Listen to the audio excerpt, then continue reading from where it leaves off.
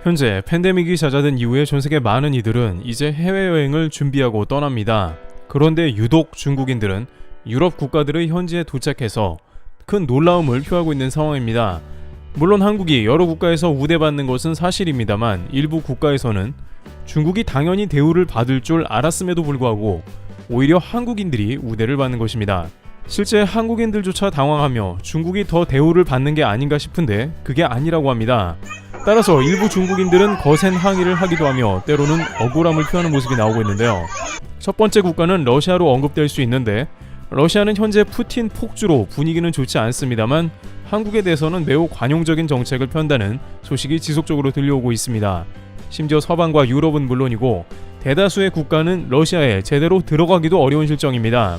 그러나 한국에 대해서는 상상 이상의 파격적인 입국 정책을 실시하고 있다는 것이며 이에 대해서 중국조차 불만을 표할 정도이며 한국인들도 당황하며 놀란다는 것입니다. 우선 현재 러시아의 표면적인 우방인 국가는 바로 중국으로 알려져 있긴 합니다. 실제 중국에서는 한국 유학생을 2년간 입국 금지시키는 정책을 유지했습니다만 러시아 학생들은 중국에 입국시켜주는 모습을 보이며 차별적이라는 비판을 받았습니다.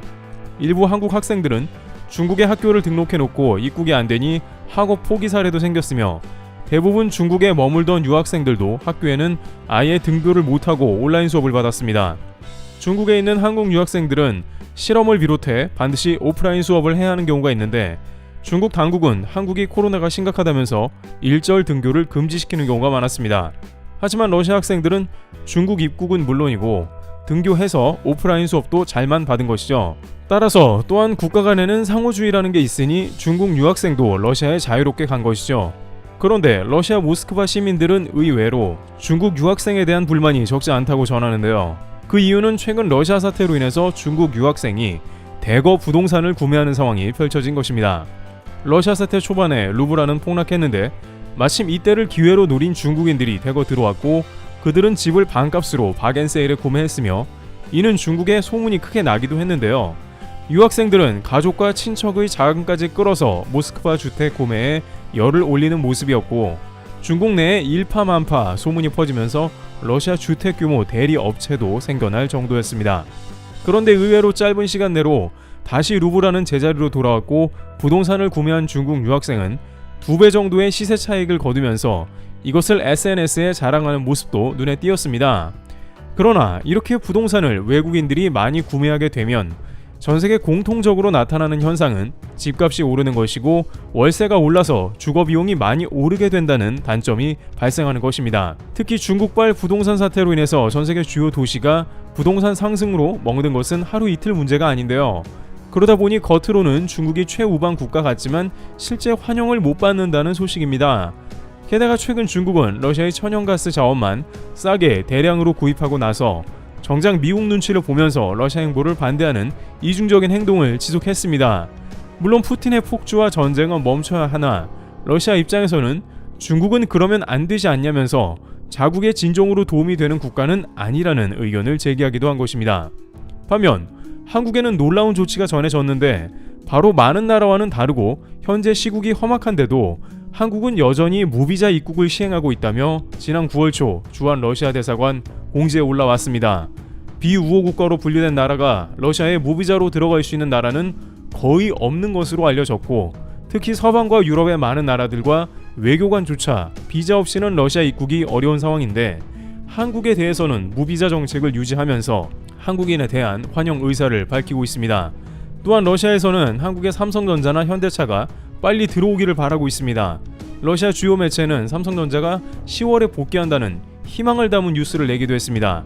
업계에서는 지금 러시아 사태 때문에 사실이 아닐 수 있지만 그만큼 한국을 그리워하는 게 아니냐는 평을 합니다. 한편 최근 푸틴이 핵 버튼을 만지작거리면서 더욱 최악의 국면으로 갈 수 있다는 전망이 나오면서 드디어 폭스바겐 닛산이 완전 철수에 가까운 결심을 했으며 현대차만 남는 상황이 되고 있는데 만약 현대차가 러시아를 철수하더라도 러시아는 카자흐스탄에 따로 투자를 한 것으로 보입니다.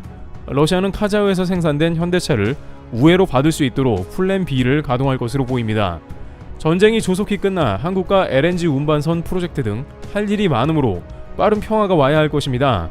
한편 그러다 보니 중국에서는 최우방인 러시아에서조차 한국을 우대한다며 푸념을 하는 것이죠. 그런데 이와 다소 비슷한 맥락의 국가가 있는데 역시 동유럽의 체코에서도 그런 분위기가 연출이 됩니다. 중국에 있어서 체코는 매우 중요한 국가였고 중국 대외 정책인 1대1로의 핵심 경로였습니다. 2016년에는 시진핑 주석이 1대1로를 기념하며 체코에 방문했고 프라하 열쇠를 받기도 했습니다. 그러면서 중국에서는 체코는 우리의 친구라며 유럽에서 가장 가까운 관계로 거듭난다 했습니다. 2017년 체코 대통령은 1대1로 구상은 위대하다며 중국과 협력을 가속화할 것으로 밝혔습니다.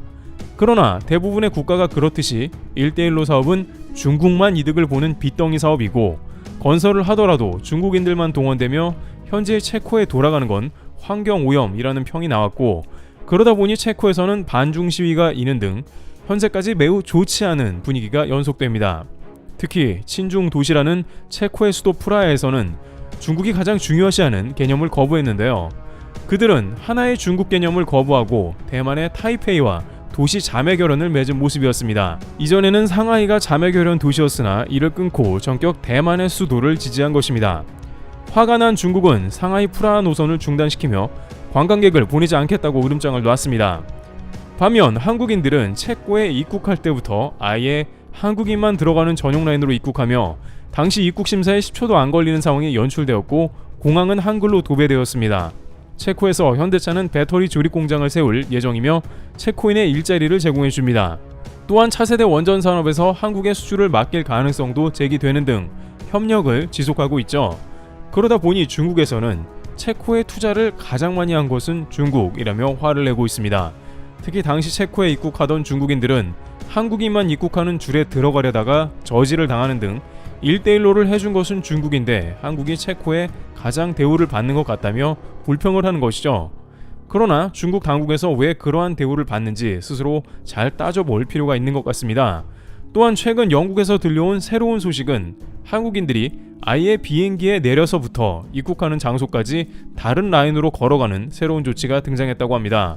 원래 영국에서 한국인들은 입국할 때 대한민국 여권으로 이 게이트 입장 대우를 받았지만 이제는 비행기에 내려서부터 아예 다른 라인으로 걸어가는 대우를 받고 있다고 하는데요. 어차피 똑같이 걸어가는데 별것 아니라고 할 수 있습니다만 실제 비행기에서 내리면 그게 아니라는데 최근 영국에 입국한 한국인 A씨는 자동차에서도 내릴 때 하차감이라는 게 있다고 하는데 영국 비행기에서도 하차감과 같은 것을 느꼈는데 한국인들만 한적한 라인으로 걸어가자 주변의 다른 중국인들을 비롯한 타국인들이 부러움의 시선으로 쳐다봤다는 것입니다. 그 통로가 꽤나 길어서 일종의 하차감과 같은 한국에 대한 자부심을 느낄 수 있었다고 합니다. 또한 한국인들만 초고속으로 통과하니 짐을 먼저 찾아 나가고 너무 편리하다는 것입니다. 또한 그는 영국으로 오는 도중에 두바이를 경유했는데 두바이에서도 똑같았다는 것입니다. 그곳에서는 스마트 게이트 시스템이 있었고 역시 아시아에서 한국, 싱가포르, 일본만 되어서 두바이와 영국에서 동시에 한국인들은 놀이공원에 익스프레스 티켓을 가진 사람들처럼 대우받았다는 것이죠. 그런데 영국의 이러한 조치는 최근에 이루어졌는데 중국이나 다른 여행객들이 계속 이 게이트 쪽에 오면서 다시 되돌아가는 일이 생기자 애초에 라인을 구분해 국기를 표시해서 처음부터 구분했다는 겁니다. 오히려 중국이나 다른 국가에서 헛걸음을 했다며 항의해서 생긴 결과라고 할 수 있는 것이죠. 중국에서 괜히 긁어 부스럼으로 항의를 하자 결국 그런 통로를 만들어 이중으로 곤욕을 치른다는 것입니다. 물론 영국의 임시 조치일 수 있으며 입국편에 따라 모두 그런 것은 아닐 수 있습니다만 전반적으로 한국인들은 국가의 위상에 따라서 대접을 받고 있다는 의견이 들려오고 있습니다. 이와 같이 현재 유럽에서는 한국인들이 여전히 아시아 국가 중 큰 혜택을 보고 있는 모습입니다. 명실상부 IMF가 선진국 그룹에 편성하며 이제 유엔에서 인정하는 공식 선진국이 되었기에 이와 같은 혜택을 받을 수 있으며 일부 국가에서는 못마땅하다는 의사를 표하는 것으로 보입니다. 트래블튜브였습니다. 감사합니다.